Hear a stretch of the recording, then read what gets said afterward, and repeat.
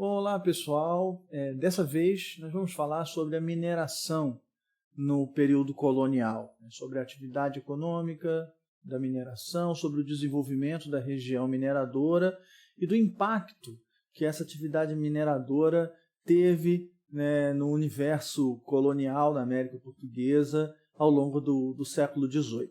Então vamos lá.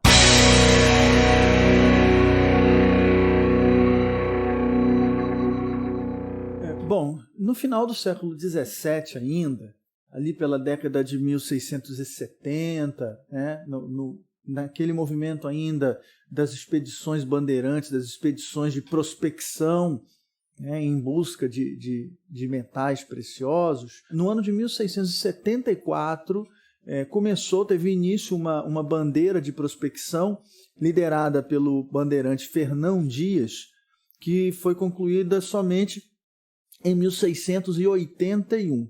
Essa expedição recebeu o nome de a Expedição das Esmeraldas, porque o Fernão Dias encontrou umas pedras preciosas, verdes, esverdeadas, na região aqui mostrada nesse mapa, nesse ponto mais ou menos aqui, às margens do Rio das Velhas, que é um afluente aqui do Rio São Francisco.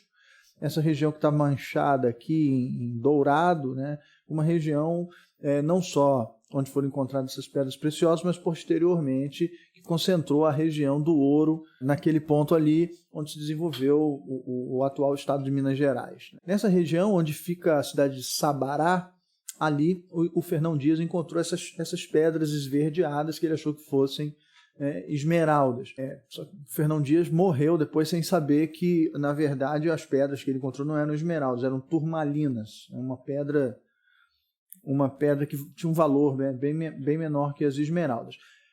Mas o que importa para a gente aqui é que, a partir daquele momento, a região que deu origem a esse povoado de Sabará, às margens do Rio das Velhas ali, passou a ser explorada pelo genro do Fernão Dias, um bandeirante chamado Borba Gato, que na década seguinte encontrou ouro na região. E aí nós vamos ter início, então, de um movimento migratório intenso para essa região em busca de ouro. E assim, então, na última década do século XVII, década de 1690, ali, a gente tem o início, então, da atividade mineradora no Brasil colônia. Em 1694, uma outra bandeira de prospecção, comandada pelo bandeirante Bartolomeu Bueno da Silva, que era conhecido como o segundo Anhanguera, ele descobre ouro também, na década de 1690, nessa região aqui mais ao norte,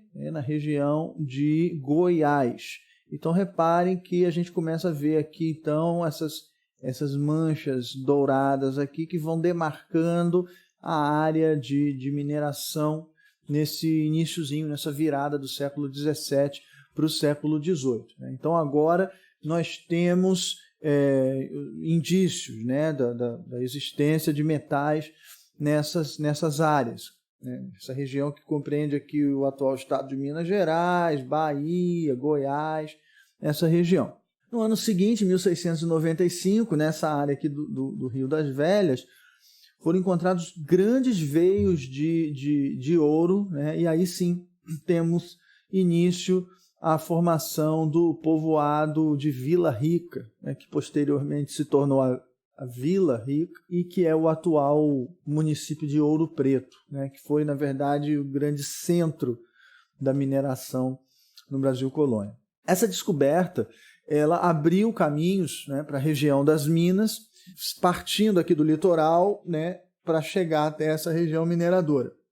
E são aqui dois caminhos, o chamado o caminho geral do sertão, e depois nós vamos ter o caminho de São Francisco, pelo Rio São Francisco, pelo vale do Rio São Francisco. Mas inicialmente era esse caminho geral do sertão, que se dividia entre o caminho velho, que é esse caminho aqui, saindo do litoral paulista, saía aqui de Paraty, na divisa entre as capitanias do Rio de Janeiro e São Paulo e São Vicente, percorria a nascente do Rio Paraíba do Sul, por aqui, e seguia por trilhas montanhosas aqui, chegando à Serra da Mantiqueira, né, meio da mata, pelo caminho aqui do vale, até chegar aqui o caminho do Vale do Rio São Francisco.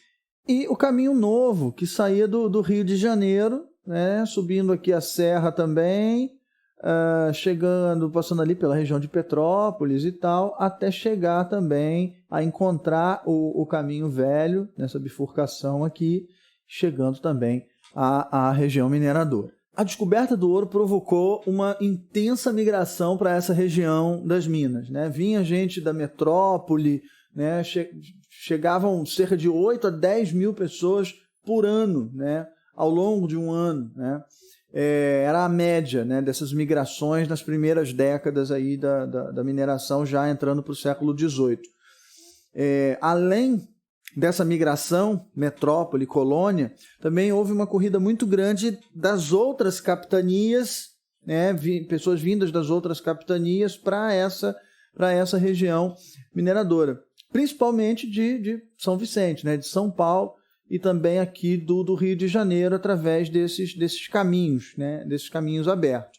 Mas também vinha muita gente da Bahia, do recôncavo da Bahia, e também da capitania de Pernambuco, atraídos, né, por essa possibilidade de encontrar o ouro, né, e de enriquecer de uma hora para outra. Essa migração, para vocês terem uma ideia, essa migração provocou, inclusive, impactos na própria economia açucareira. Muitos proprietários, por exemplo, proprietários de terras, os lavradores, que não necessariamente tinham engenhos, que dependiam de moer sua cana em engenhos que pertenciam a outros senhores da região, pequenos, médios proprietários que plantavam cana, começaram a abandonar suas terras para migrar para essa região, levando poucos escravos que possuíam, e iam se aventurar na região mineradora. Essa migração assim descontrolada, desenfreada, gerou um contexto que foi marcado pela fome e pela violência. Nos momentos iniciais, na passagem do século XVII para o XVIII, o ouro era encontrado com uma certa facilidade nessa região do Rio das Velhas. Pelo menos comparando com o que acontecia na América Espanhola, por exemplo. Na América Espanhola, o ouro era encontrado nas profundezas, né? Era preciso cavar as minas para extrair a prata, né? A prata, no caso da América Espanhola principalmente. As minas de prata eram profundas, você tinha que cavar muito para usar muita mão de obra, né? Um volume muito grande de mão de obra para extrair os metais, né? Aqui não, aqui nessa região o ouro era encontrado nos pequenos riachos que corriam ali na região, né? Misturada ao material que corria no fundo desses riachos, né? A areia das margens, era possível encontrar então ali as pedras, as pepitas de ouro, né? Esse chamado ouro de aluvião, ou ouro de superfície. Então, não era preciso ter muita técnica complexa de extração, bastava ter umas bateias, né? Bateias que eram discos assim, podiam ser de madeira, podiam ser de metal, de estanho, né? Para mergulhar no fundo dos riachos e ali levantar as pedras e procurar entre elas as pedras de ouro. Também não tinha necessidade de ter muita mão de obra, de muitos escravos. Então, devido também a essa facilidade, isso atraiu um número muito grande de pessoas ali para a região, né? Milhares de pessoas, ano a ano, percorrendo ali os caminhos que levavam até a região mineradora.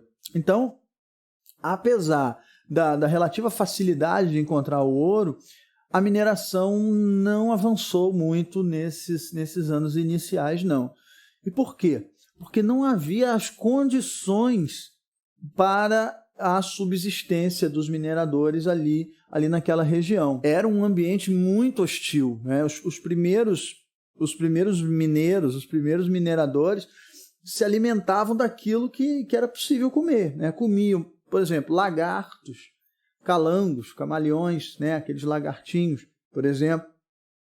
Ou então comiam os bichos de taquara. Os bichos de taquara eram larvas, né? de uma mariposa que dava dentro de um bambu, a taquara, né? Então eles abriam a taquara, tiravam dali as minhoquinhas, as larvas, né? E comiam, mas isso era venenoso, tinha que jogar no fogo ainda vivas as minhoquinhas e logo tirar e comer, porque se assasse essas minhoquinhas mortas, elas liberavam um veneno mortal. Isso tudo foram estratégias que foram sendo aprendidas, né, adquiridas dos próprios povos indígenas que viviam ali na região, os povos carijós que viviam ali na região, que tinham esse hábito de comer os bichos de taquara. Então, para vocês terem uma ideia, era muito difícil conseguir o alimento, né? E quando se chegava, por exemplo, se tinha acesso a um saco de farinha, milho, né, era preciso ter muito ouro para trocar por esses produtos. Então, por exemplo, um saco com 30 quilos de farinha, por exemplo, ou então de feijão, era vendido por 32 oitavas de ouro. 32 oitavas de ouro é mais ou menos 115 gramas de ouro. Né? Então, assim, isso aí é muito, muito caro. Se você pegar a cotação do ouro agora, por exemplo, agora no início de 2021, isso dá mais de 36 mil reais. Né? Então, era tudo muito super valorizado por conta da existência de ouro no lugar. Então, isso tudo inviabilizava o avanço, né, do trabalho, da atividade mineradora. Esse valor era pago, por exemplo, por um gato, um cachorro. Né? Eles comiam carne de gato, carne de cachorro, na ausência de alimentos. Então, por causa dessa escassez de alimentos, muitos dos primeiros acampamentos ali da região foram sendo abandonados.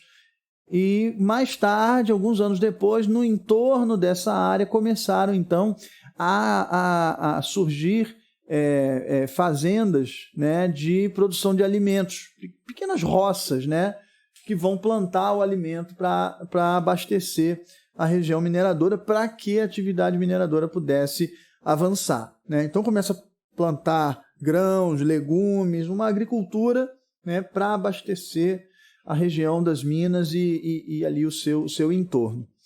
Além disso, outra coisa que contribuiu foi o início da abertura do caminho do Vale do São Francisco. Né? Foi um caminho que foi sendo aberto ao longo das décadas. Né? Eram os próprios vaqueiros que pastoreavam o gado nessa região, pelo Vale do Rio São Francisco, que foram abrindo essas trilhas, mas o caminho em si só fica concluído lá em meados da década de 1720.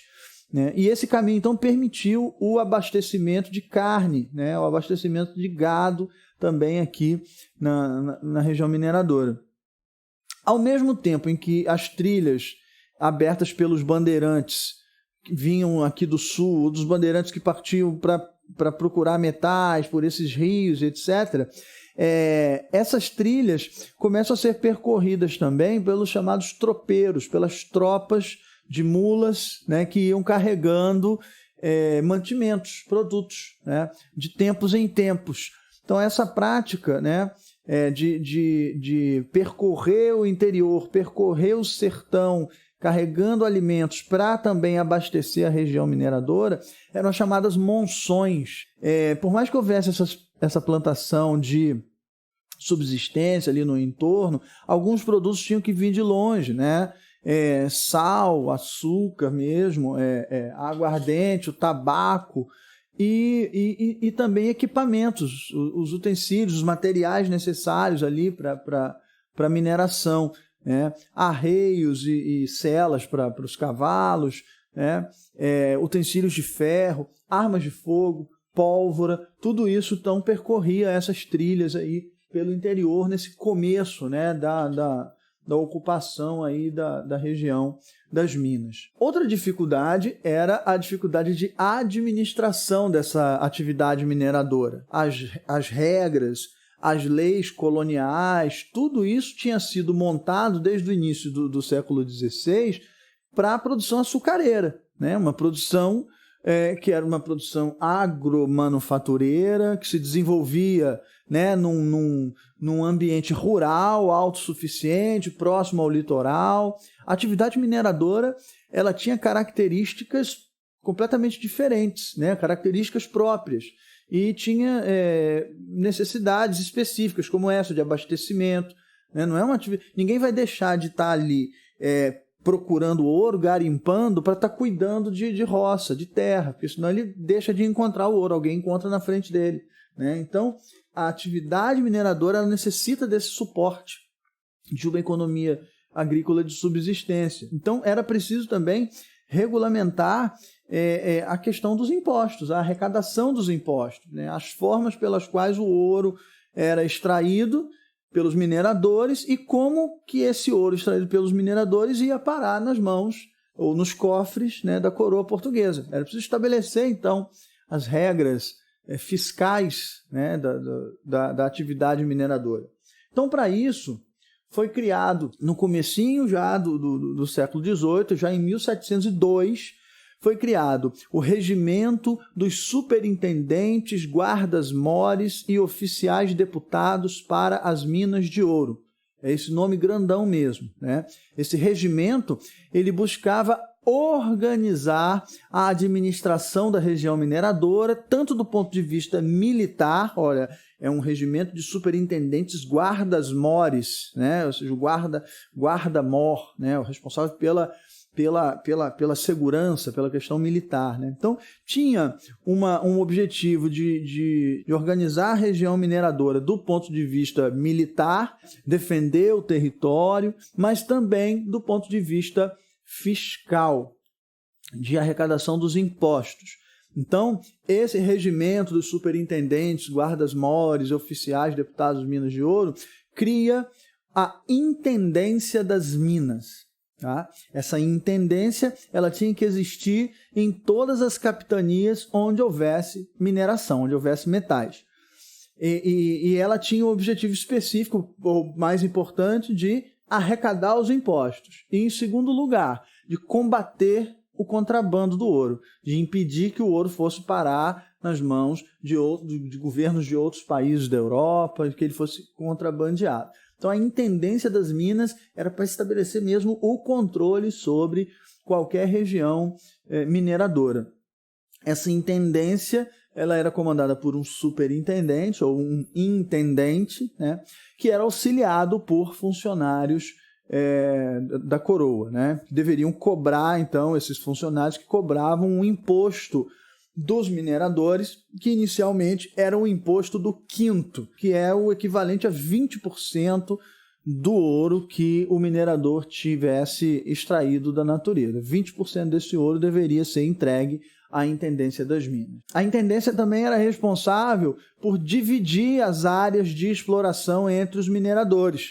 Era a distribuição dos lotes ou das datas. Essas datas eram lotes, né, que variavam de tamanho de acordo com a quantidade de escravos que o indivíduo possuísse, né?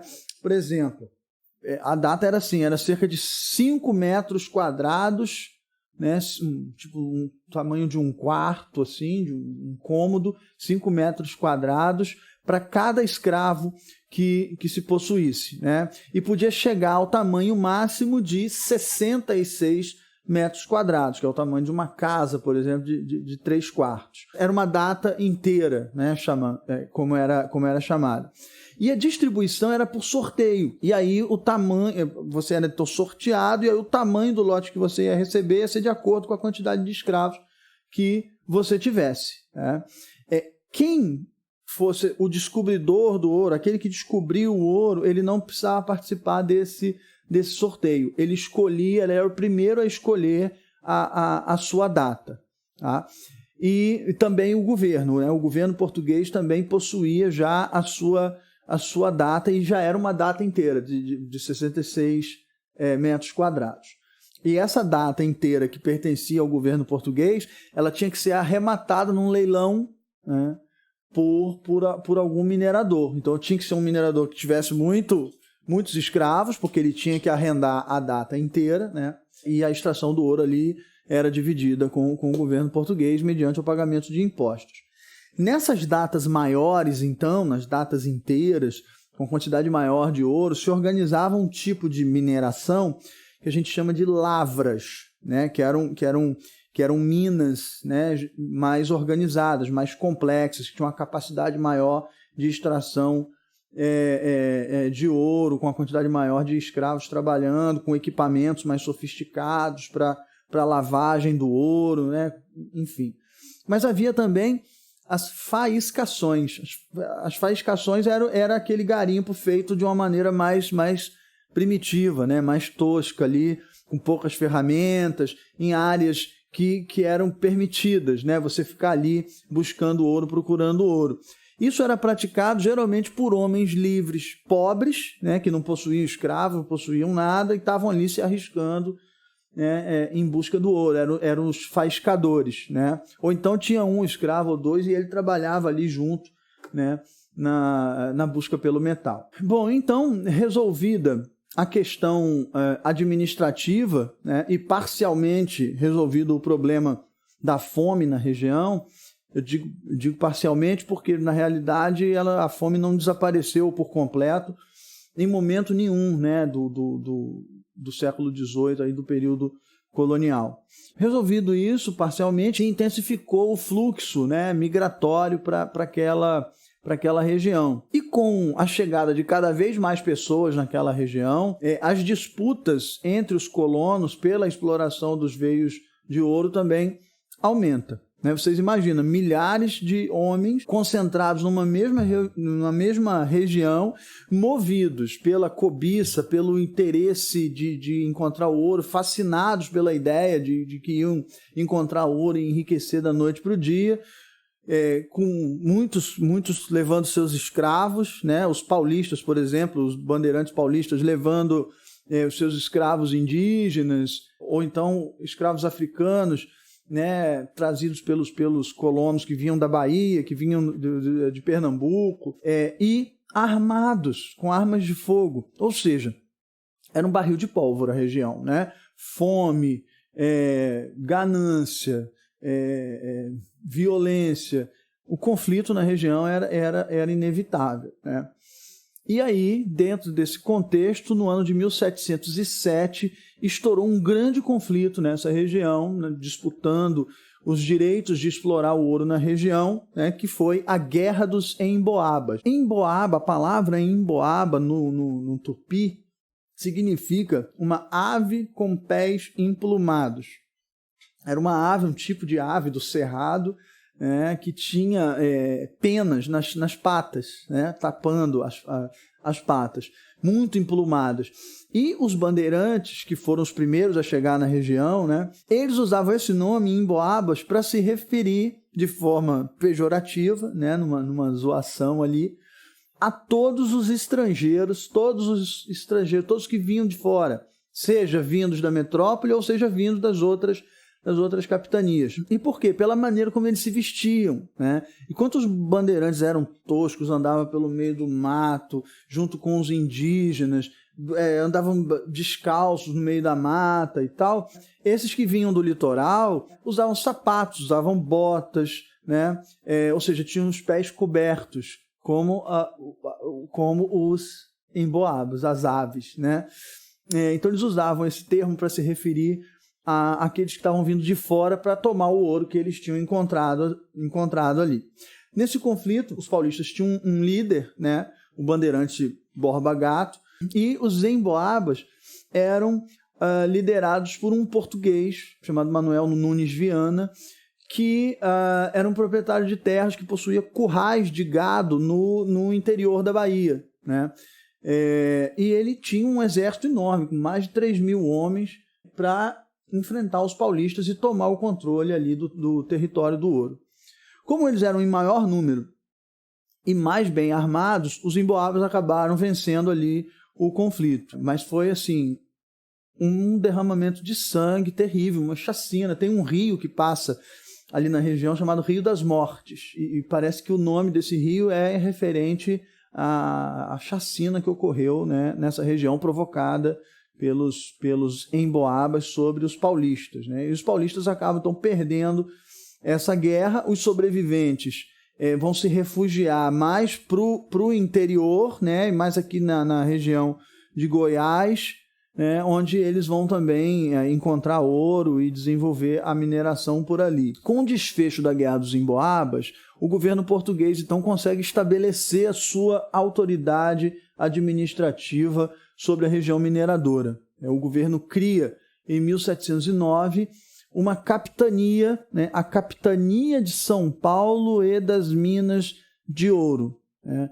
Embora os paulistas tenham sido derrotados, né, para tentar apaziguar os conflitos entre os paulistas e os emboabas e os estrangeiros, o governo português então pega toda a área onde foi encontrado o ouro e cria uma capitania. Essa capitania significa tudo isso que eu estou mostrando aqui. Tudo isso aqui. Pega o atual estado do Tocantins, pega a região central atual do Brasil inteira, até o sul, com a capital sendo a Vila de São Paulo de Piratininga, que passa a ser a capital dessa capitania. Então, essa nova capitania, ela envolvia, né, reunia aqui no litoral as antigas capitanias de Santo Amaro, São Vicente e Santana, aqui no sul, né?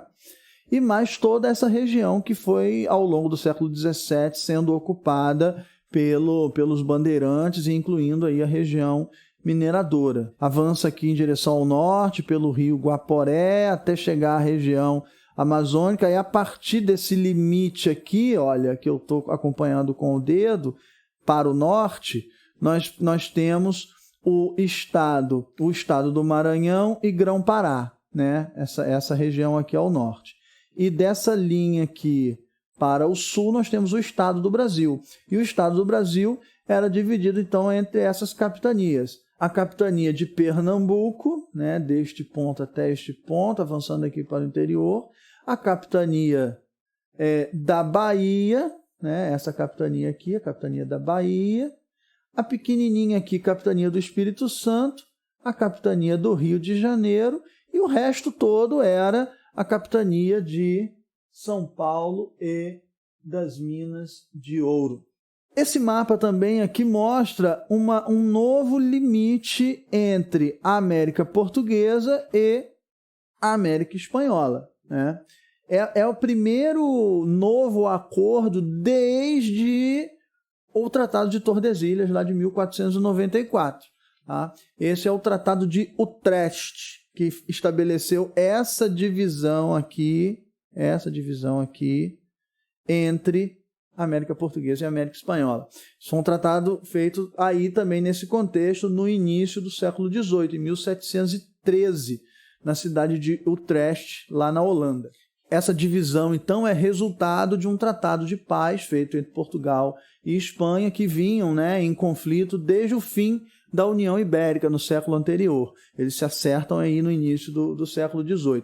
Nesse tratado é oficializada, então, né, a ocupação portuguesa aqui na região amazônica, e também é reafirmado o controle português aqui sobre a colônia do Sacramento, aqui na Bacia do Plata. Nesse tratado, embora tenha ficado fora desse traçado aqui do Tratado de Utrecht, mas nesse tratado a área, esse pontinho amarelo aqui, a colônia do Sacramento, permaneceu sob domínio português.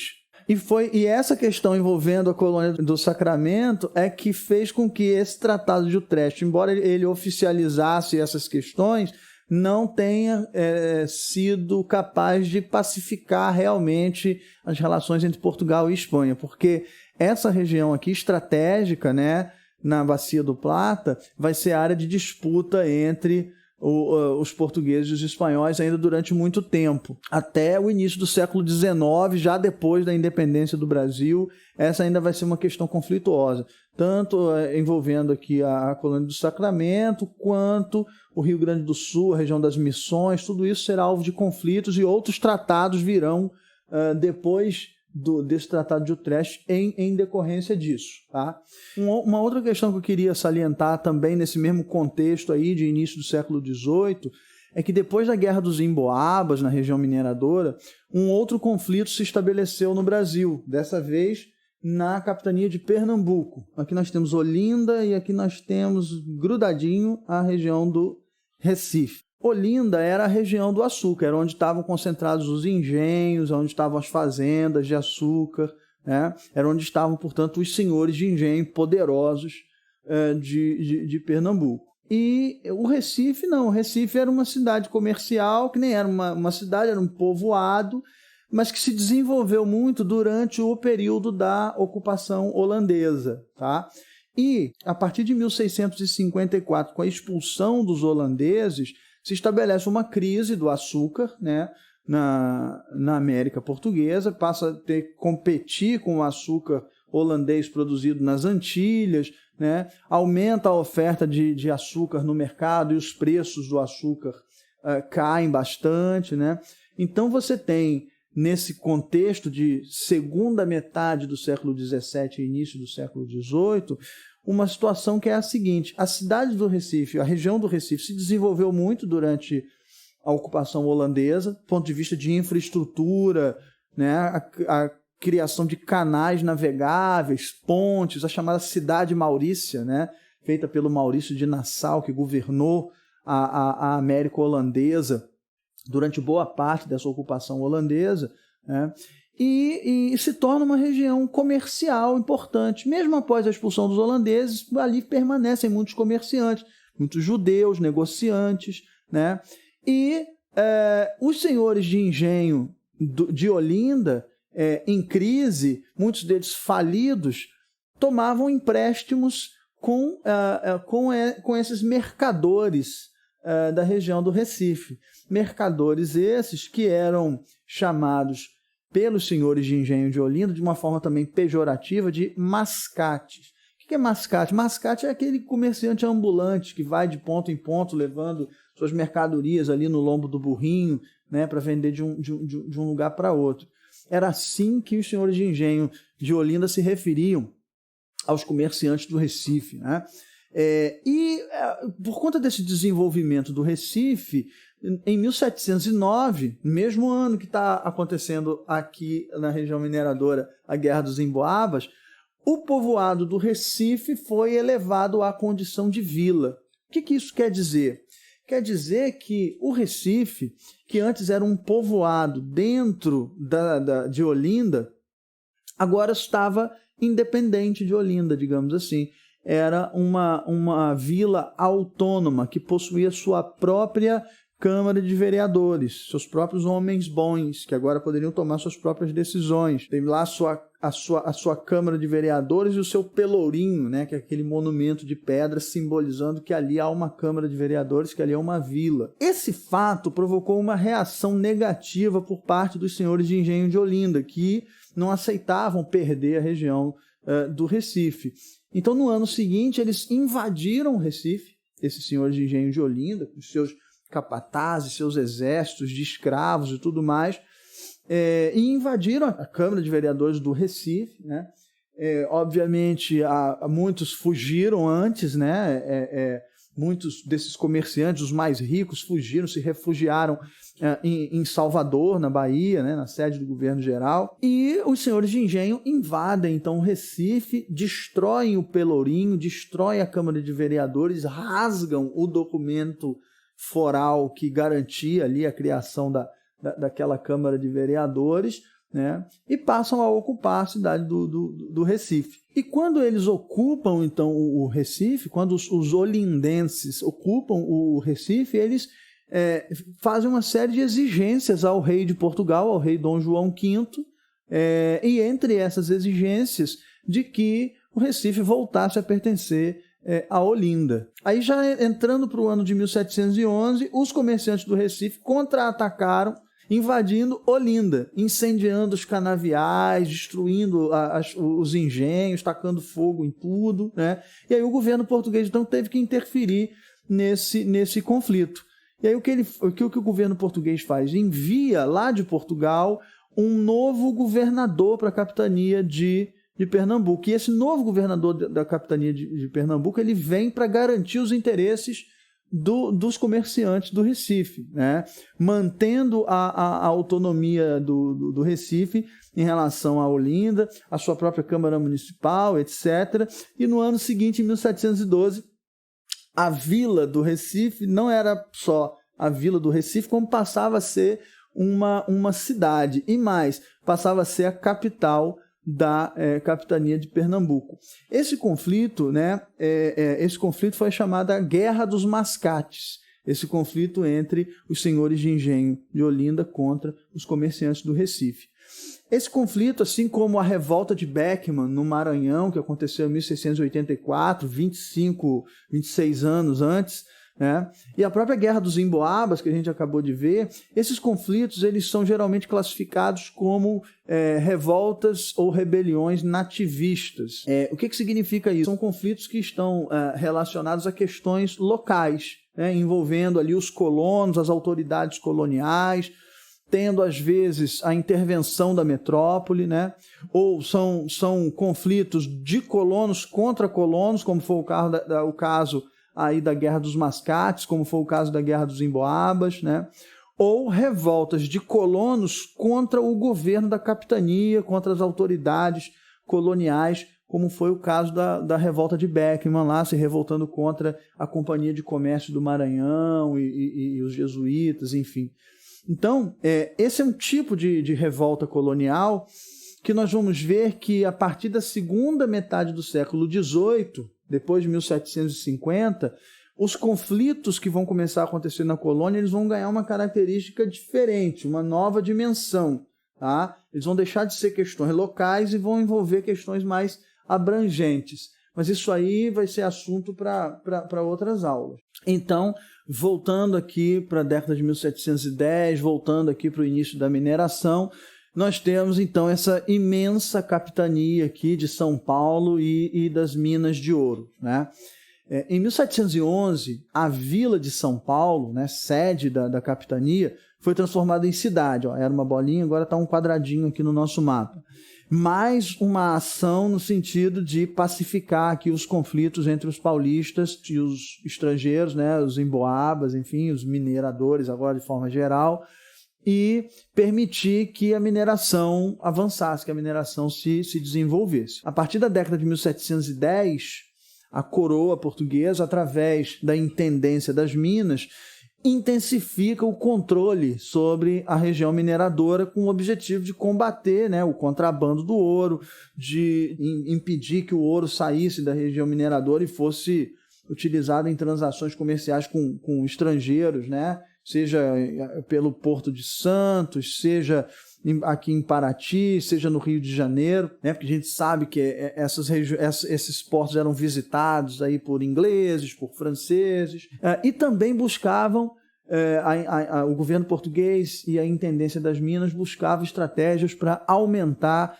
a arrecadação fiscal. Para resolver o primeiro problema, o problema do contrabando, a Intendência das Minas passou a vigiar os caminhos para a região mineradora, tanto o caminho velho, vindo do litoral paulista, ali, o caminho dos Bandeirantes, quanto o caminho novo que saía do Rio de Janeiro.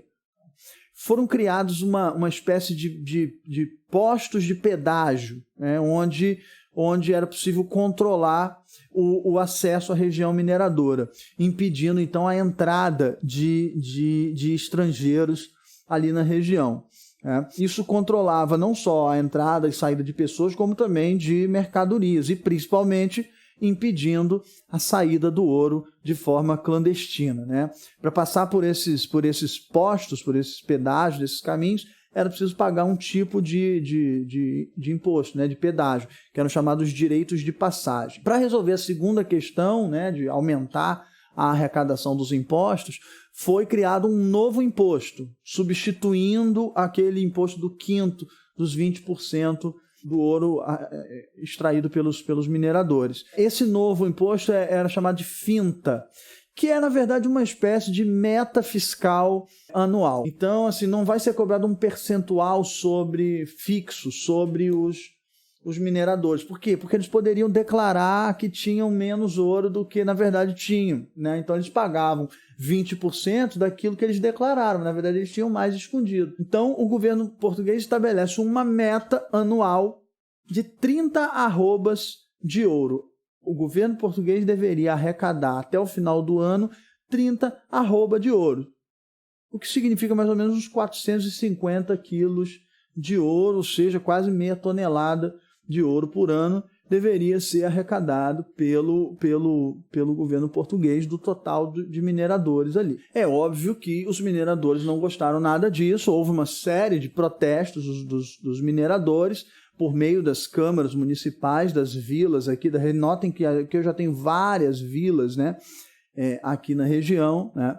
E aí, então, diante desses protestos, a intendência das minas diminuiu, então, no ano de 1718, a meta que era de 30 arrobas para 25 arrobas anuais, cerca de 375 quilos de ouro por ano deveriam ser arrecadados pelo governo português como impostos. Nessa época, o governo português escolheu para vir governar a capitania de São Paulo e das Minas de Ouro um nobre português que se chamava Pedro Miguel de Almeida Portugal. O título de nobreza dele era o Conde de Assumar. Ele vem para o Brasil para assumir, em 1717, o governo da capitania, né? E ele vem com uma missão ou algumas missões específicas, né? Ele vem para combater não apenas o contrabando do ouro, mas ele também vem para manter a ordem na região mineradora, para impedir que revoltas acontecessem, para impedir que houvesse conflitos na região, para controlar mais a circulação de pessoas pelos caminhos que levavam às minas. Pra você ter uma ideia, o Conde de Assumar, ele trouxe com ele 2 batalhões inteiros de militares. Não é qualquer militar, não. Um tipo especial de batalhão militar, tipo uma tropa de elite. Um tipo de militar que existe em forças armadas de diversos países. É um tipo de militar especializado em cavalaria e também em combates a pé. São os chamados dragões, né? O Conde de Assumar trouxe, então, 2 companhias de dragões instaladas nas vilas aqui da região mineradora. Portanto, essa é uma demonstração de como a estrutura administrativa colonial ela foi ficando mais complexa, mais forte, né? Mais controladora. Um exemplo disso foi o reforço, além desse reforço militar, um reforço jurídico, né? Também criado aí. Foram criadas, principalmente na capitania de São Paulo e das Minas, as juntas de julgamento. Essas juntas de julgamento eram controladas pelos ouvidores. Os ouvidores geralmente eram aqueles responsáveis pela aplicação das leis, né? Pelos julgamentos, responsáveis pela aplicação da justiça na colônia, etc. Mas no caso das juntas de julgamento da região mineradora, elas atuaram principalmente na supervisão da arrecadação dos impostos, né? No controle da circulação de pessoas, de produtos, no combate ao contrabando. Aliás, essa questão da arrecadação, do combate à sonegação dos impostos foi central aí na administração do Conde de Assumar. Quem nunca ouviu a expressão santo ou santa do pau oco? Aquela pessoa que aparenta ser uma coisa, mas na verdade ela esconde um segredo, uma outra personalidade, um tipo de comportamento, digamos, reprovável, né? É o santo do pau oco. Bom, essa expressão ela teria origem na prática dos mineradores para sonegar os impostos, né? Para esconder o ouro, que também é uma outra expressão brasileira que tem origem nessa prática da sonegação. Ou seja, quando os funcionários da Intendência das Minas fossem fazer o levantamento da extração aurífera de cada minerador, de quando cada minerador teria extraído de ouro nas suas datas, para ver quanto ia arrecadar de imposto, eles escondiam o ouro nos lugares mais diversos, né? Inclusive dentro dos oratórios, dentro das imagens dos santos, que eram feitos de madeira, eram ocos por dentro, e ali eles escondiam, né, o ouro. Era muito comum utilizar o ouro em pó, né? O ouro em pó era usado em pó para facilitar a divisão, o fracionamento, né, em gramas. E também facilitava para esconder, né, do fisco, da arrecadação dos impostos. Quando o Conde de Assumar foi escolhido para governar a capitania de São Paulo e Minas do Ouro, ele mexeu também na questão dos impostos. Ele reduziu, né, a meta da finta para 25 arrobas de ouro. Mas a sua missão principal não era essa, era de criar as chamadas casas de fundição. O que eram as casas de fundição? O objetivo delas era proibir a circulação do ouro em pó ou em qualquer outra forma que não fosse em barras. E essas barras elas deveriam ter um selo da coroa portuguesa. E essas barras seriam feitas nas casas de fundição, que eram instituições oficiais do governo, né? Para onde todo o ouro, então, deveria ser mandado, ser levado, e ali o ouro seria derretido e fundido, moldado nessas barras, né, que teriam ali uma marca em relevo, né, da coroa portuguesa. E nesse processo de derreter o ouro que o minerador levou para moldar nessas barras, a casa de fundição retirava a parte dos impostos, que voltaria a ser o quinto do ouro, só que agora extraído nas casas de fundição. Ou seja, assim todos os mineradores seriam obrigados a levar todo o ouro que tivesse para as casas de fundição, porque o ouro em pó ou qualquer outra forma, sem o selo da coroa, não teria valor, não seria válido. Então, assim, as casas de fundição elas funcionavam como se fosse uma espécie de casa da moeda, né? Só teriam valor as barras ou os lingotes de ouro que foram forjados nela.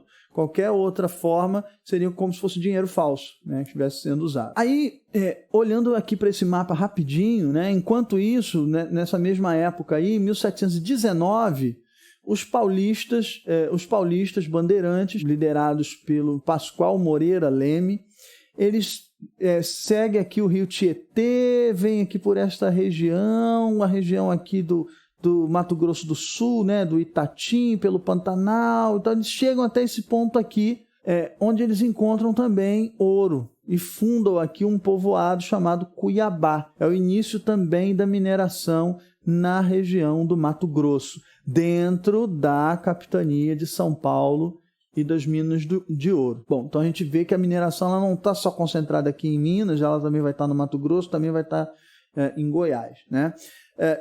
E aqui em Vila Rica, que vinha se desenvolvendo como principal centro minerador, esse mesmo período aí, 1719, 1720, um grupo de mineradores, comerciantes, ou seja, uma parcela da elite colonial mineradora, contrários a essa criação das casas de fundição, organizam, no ano de 1720, uma revolta contra essa política do governador da capitania, do Conde de Assumar, de criar essas casas de fundição. Essa revolta começou numa noite de junho de 1720, quando um grupo de homens mascarados, né, homens livres, escravos, enfim, invadem casas, né, numa área da vila, numa periferia da vila rica, né, a chamada região do Morro do Ouro Podre,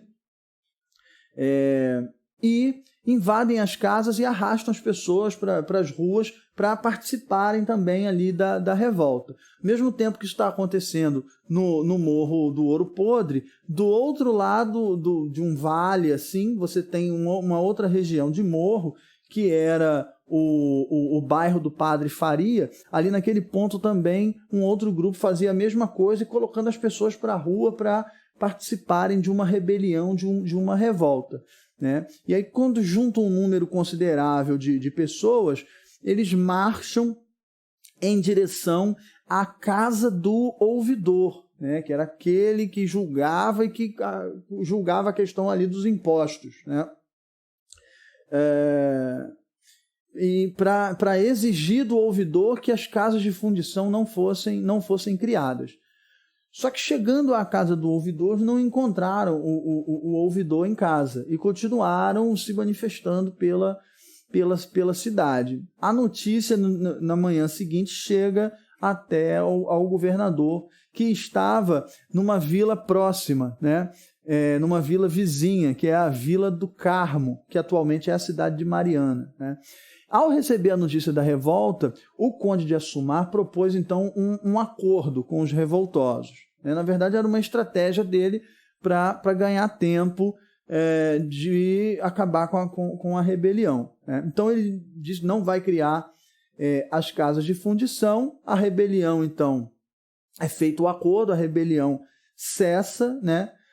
Só que aí, no mês seguinte, os líderes daquela rebelião, daquela revolta, foram todos presos. Eles foram identificados e foram presos e enviados para serem presos no Rio de Janeiro, de onde eles seriam enviados para o julgamento lá em Lisboa, né? E geralmente crimes desse tipo eram julgados com a pena de morte por enforcamento, ou então o degredo, o exílio, né, em algum ponto do Império Colonial Português, geralmente para algumas regiões da costa africana. Com a prisão dos líderes do movimento, aí a revolta começou novamente, né?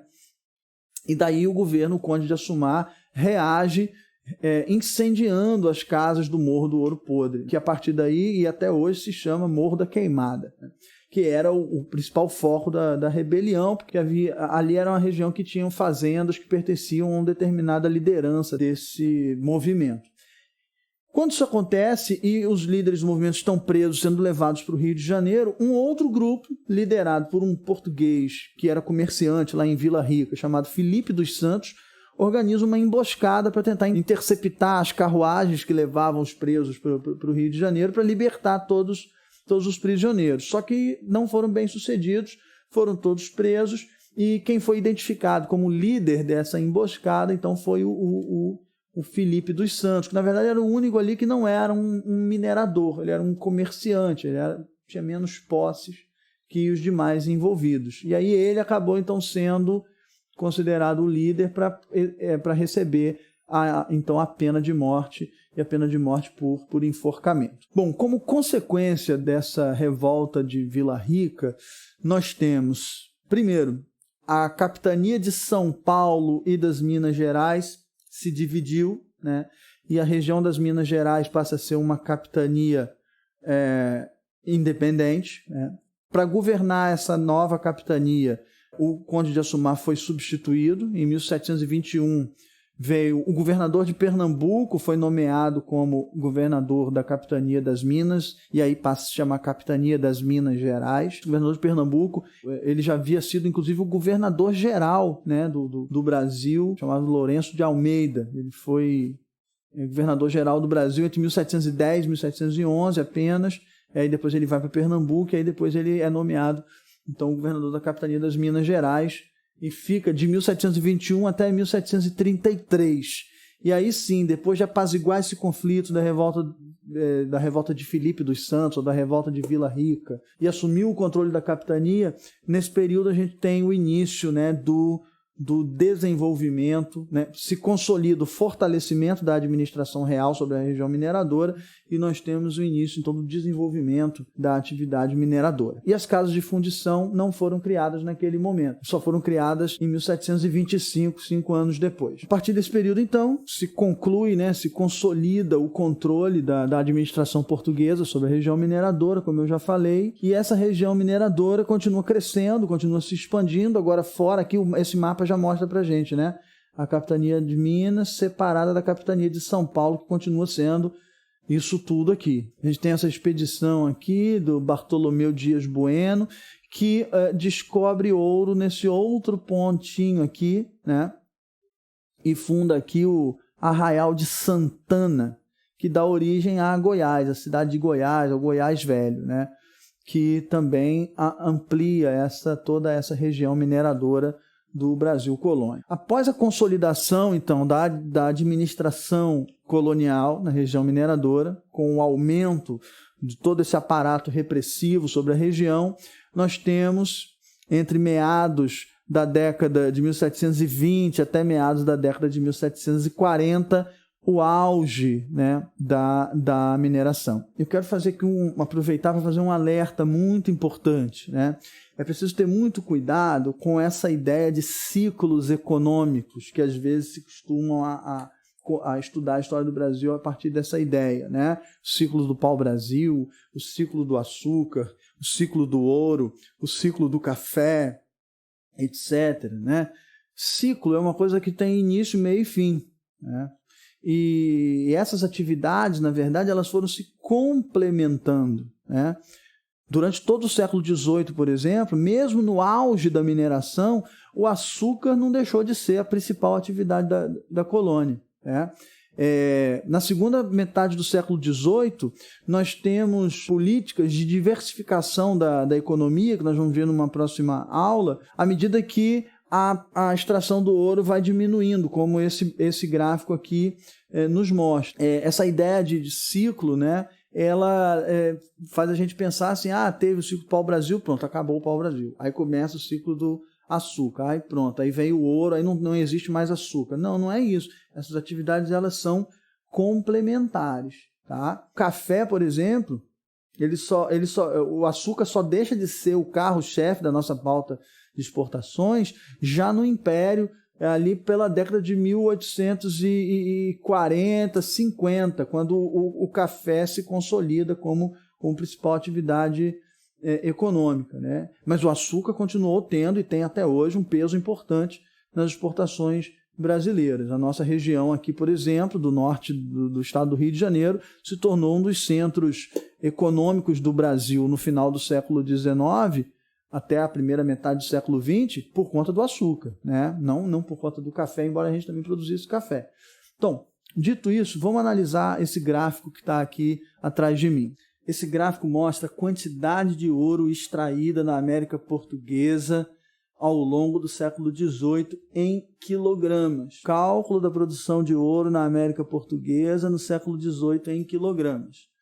Então, o que nós vemos aqui, né? No início aqui, 1700 até 1705, são os primeiros tempos da produção de ouro, né? Aí a gente vai chegando o momento ali depois da Guerra dos Emboabas, né? Quando o governo português começa a consolidar o controle sobre a região. E nós temos, depois da revolta de Vila Rica, a partir da década de 1720 e 30, 40, né, até a década de 1750, é esse período aqui que é o auge, né, da produção mineradora. E a gente vê também que não teremos só Minas Gerais, mas também o ouro produzido em Goiás, que vai aumentando a partir também dessas décadas aqui de 20, 30, 40 até a década de 50 e em menor quantidade a mineração no Mato Grosso, né, que é meio estável aí nessas décadas, mas o que a gente vê é que, principalmente em Minas, mas também em Goiás, principalmente, né, a gente tem um declínio da produção mineradora, né? Então, é importante lembrar que o que contribuiu para isso também, né, foi a criação das casas de fundição a partir de 1725, porque aí diminui a sonegação dos impostos, né? Em 1735, nesse período aqui mais ou menos, né, as casas de fundição e o quinto são substituídos pelo imposto da captação, que é um imposto pago pelo colono per capita, pela quantidade de escravos que ele tinha, por cada cabeça, né? Ou mesmo quem não tinha escravos pagava por si próprio, né? Por si só, pelos membros de sua família, enfim, né? Então era um imposto fixo, e isso fez com que a arrecadação também aumentasse muito. Esse gráfico que a gente vai ver aqui agora é o gráfico da arrecadação, né?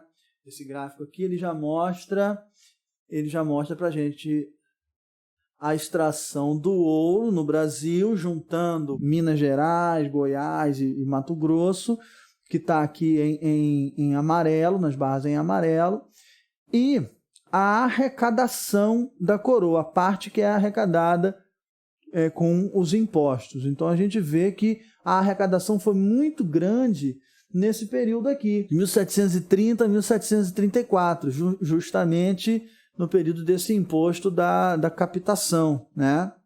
Olha só, aqui quase todo o ouro extraído foi pago como impostos, nessa década aqui de 30 a 34, né? A diferença é pequena. A partir de 35 a gente tem quase 50% do ouro foi pago como imposto. Então, a gente vê aqui que nos primeiros tempos da captação a diferença era bem pequena, né? como eu apontei aqui. Mas nos quinquênios seguintes, né, a diferença cresce novamente, né? Isso mostra o quê? Que esse método não era muito eficiente, porque a sonegação voltou a crescer logo em seguida. Então, essa foi uma das percepções, por exemplo, que o governo português passou a ter aqui a partir da década de 1750. Mas repare que a produção também foi diminuindo, né? Mas isso aí, o que acontece depois de 1750, é o assunto para uma outra aula. O mais importante aqui, que a gente pode notar, né, nesses dois gráficos analisados aqui, é que o período de apogeu, de maior desenvolvimento da mineração se deu entre as décadas de 1730 e 1750. Né? Os motivos para a queda, para a decadência apresentada a partir da segunda metade do século XVIII, nós vamos ver em outro momento. Tá? Bom, então agora vamos falar sobre as consequências da mineração para o contexto aí do Brasil colônia, da América Portuguesa. Primeiro, as transformações demográficas, né, provocadas pela mineração. Nós vimos no início aqui da aula que o descobrimento do ouro e o desenvolvimento da atividade mineradora provocou uma grande migração da metrópole para a colônia, né? Também uma migração interna, ou seja, entre as capitanias, né? Por exemplo, até a década de 1760, o início da segunda metade do século XVIII, há uma estimativa de que cerca de 600 mil pessoas tenham migrado da metrópole para o Brasil, para a colônia, dependente da região, indo principalmente para essa região mineradora. Isso dá uma média aí de 8 a 10 mil pessoas por ano, e até o final do século XVIII esse número chegou a quase 800 mil pessoas migrando de Portugal, né, para o Brasil.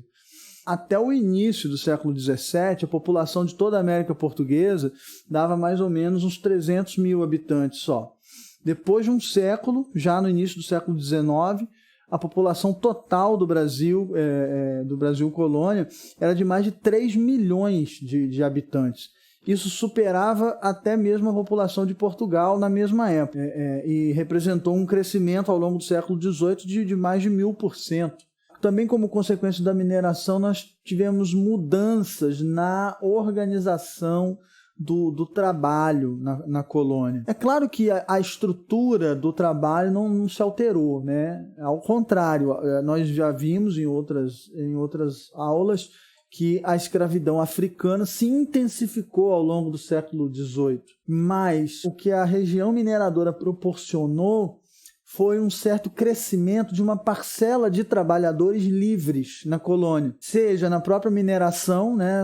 No caso dos faiscadores, aqueles garimpeiros isolados que trabalhavam no garimpo mais primitivo, das chamadas faiscações, ou também no comércio, né? No pequeno comércio, ou no transporte de mercadorias entre as diferentes regiões da colônia. Aliás, essa é uma outra transformação, o desenvolvimento de um mercado interno. A existência de um mercado interno sempre foi algo que foi combatido, né, pelo governo português, porque isso tinha que ser evitado dentro do sistema colonial mais tradicional, porque isso poderia desviar o foco das atividades principais relacionadas ao engenho do açúcar para outras finalidades. O comércio era uma atividade desenvolvida somente pelos comerciantes reinóis da metrópole, né? Mas a gente viu que sem a existência de um comércio interno para abastecer a região mineradora, a mineração não ia se desenvolver. E outra coisa que esse comércio interno permitiu, que foi a integração das diferentes regiões da colônia, né? Através da circulação, da abertura de caminhos, que a gente vê aqui em vermelho, né?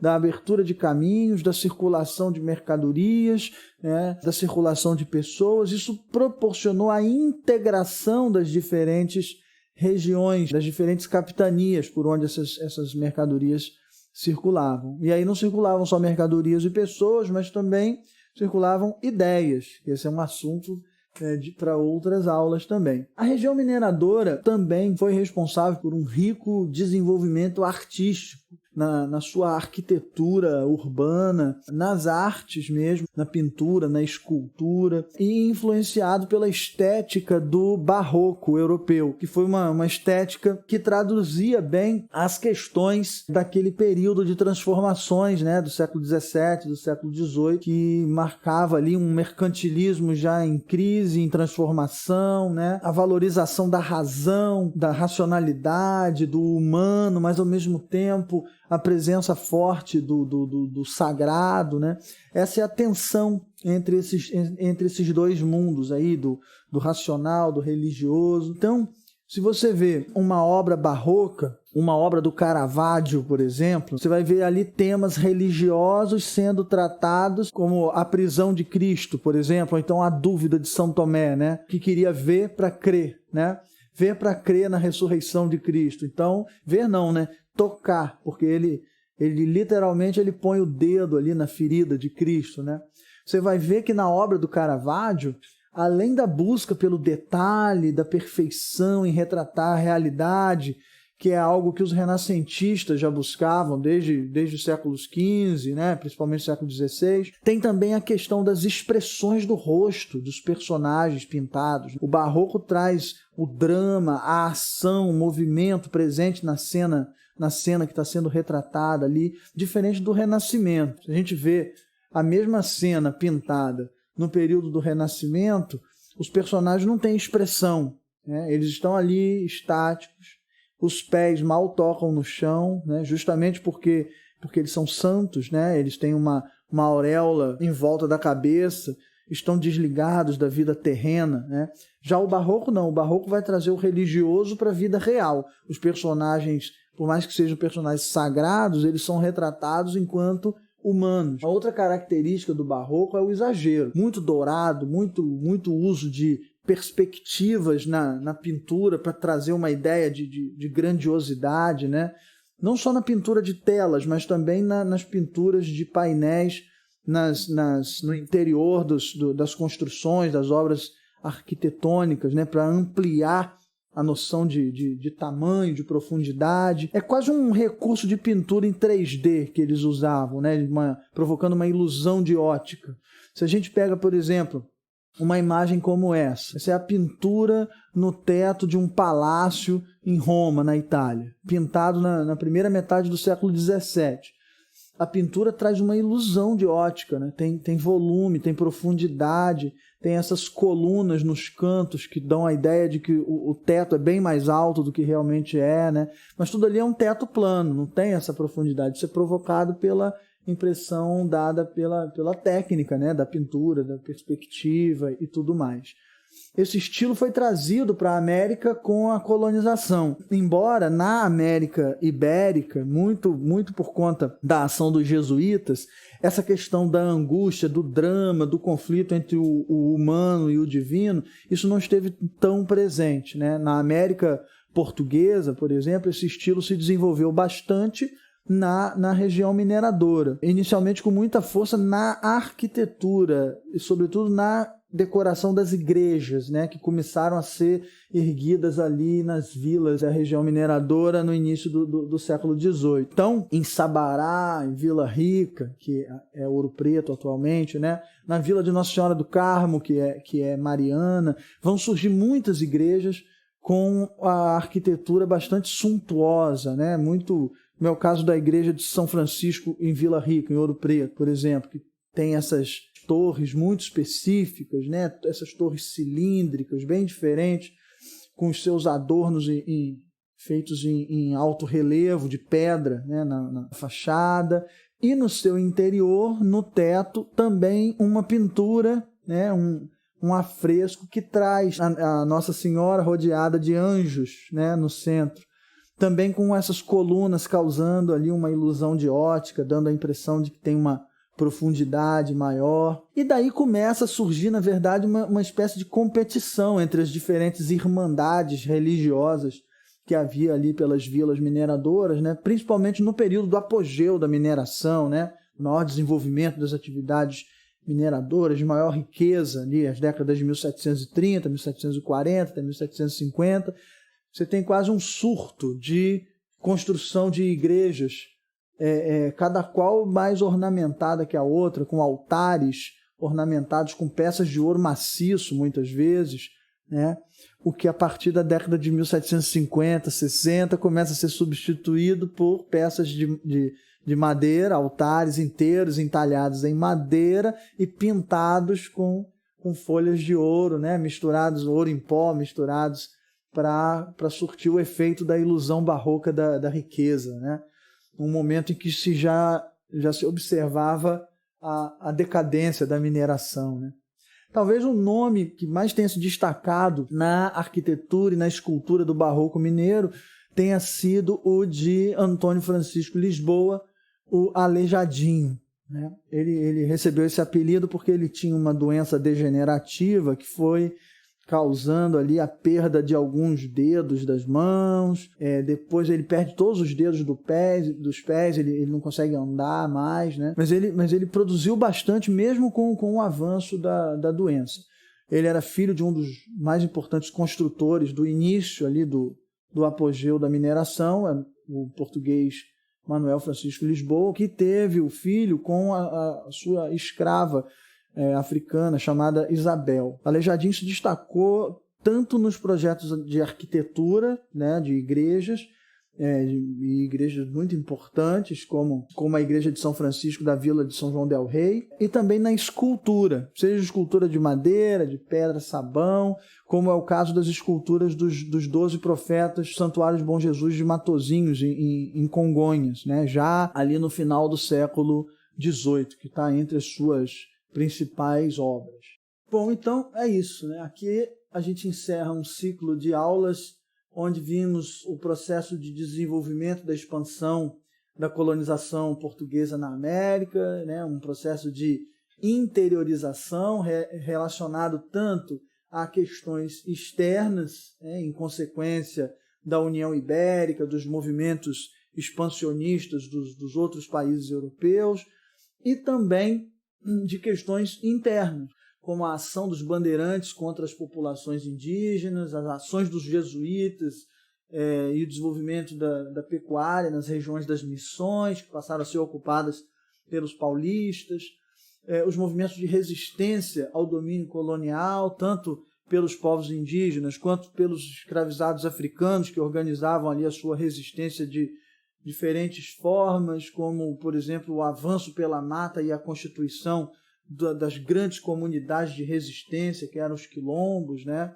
O desenvolvimento da pecuária no sertão nordestino, no Vale do Rio São Francisco, em Pernambuco, na Paraíba, também as expedições militares oficiais, né, do governo português, as chamadas entradas, né, que navegavam para o interior, aqui na bacia amazônica principalmente, a ação dos jesuítas portugueses na região amazônica, né, com a exploração aqui das drogas do sertão, as expedições de prospecção de metais que ocorreram tanto para essa região do Cerrado, do Pantanal, o desenvolvimento da mineração no século XVIII, né, que acaba sendo a atividade que integra, né, todas essas regiões, que consolida, né, na verdade, esse processo de ocupação territorial. Em seguida, nós estudaremos a crise da colonização mercantilista no contexto